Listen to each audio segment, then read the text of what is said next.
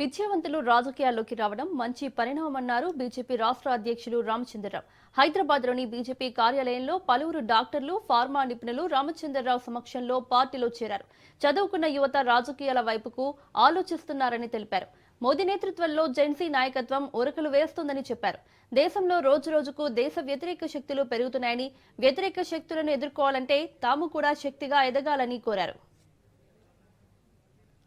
వివిధ ప్రాంతాల నుంచి వచ్చినటువంటి ఒక డాక్టర్స్ కు, పారామెడికల్ ఎక్స్పర్ట్స్ కు, ఫార్మటికల్ దీంట్లో పనిచేస్తున్నటువంటి ఒక వ్యక్తులకు అందరికీ కూడా పేరు పేరున నమస్కరిస్తూ, ఈరోజు భారతదేశంలో రాజకీయాల్లో చదువుకున్న వాళ్ళు రావాలి, మేధావులు రావాలి అనేటటువంటి ఒక ఆలోచన, విద్యావంతులు రావడం అనేది చాలా మంచి పరిణామం. గతంలో రాజకీయాల్లో కేవలము డబ్బున్నవారు, లేకుంటే వెనక అంగబలం అంటే క్రిమినల్ రికార్డ్స్ ఉన్న వాళ్ళు ఈ విధంగా ఆలోచించేవారు. కానీ ఈ మధ్య కాలంలో యువత, ముఖ్యంగా నెక్స్ట్ జనరేషన్ జెన్జీ అంటాం మనం, ఈ జెన్జీలో చాలా మంది యువకులు ఈరోజు నరేంద్ర మోదీ గారికి, అదే విధంగా భారతీయ జనతా పార్టీ వైపు ఆకర్షించలై దేశాన్ని కాపాడేటువంటి వ్యక్తి ఎవరు, దేశంలో సమస్యల్ని కాపాడుతున్న పార్టీ ఎవరు, ఈ దేశంలో మనం ప్రేమించాలి, దేశంలో ఎందుకు దేశద్రోహ శక్తులు పెరుగుతున్నారు, వాళ్ళు ఎదిరించాలంటే సమాజం అంతా ఒకటే కావాలి అనే ఆలోచన చాలా పెరిగింది.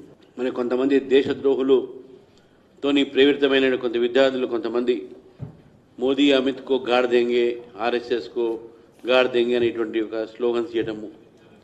సో ఈ నేపథ్యంలో యువత, చదువుకున్న కూడా ఈ భారతదేశం వ్యతిరేకంగా మాట్లాడే వ్యక్తులు ఎక్కువైపోయారు.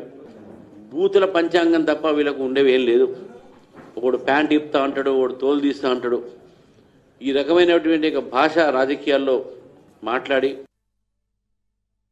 వివిధ ప్రాంతాల నుంచి వచ్చినటువంటి ఒక డాక్టర్స్ కు,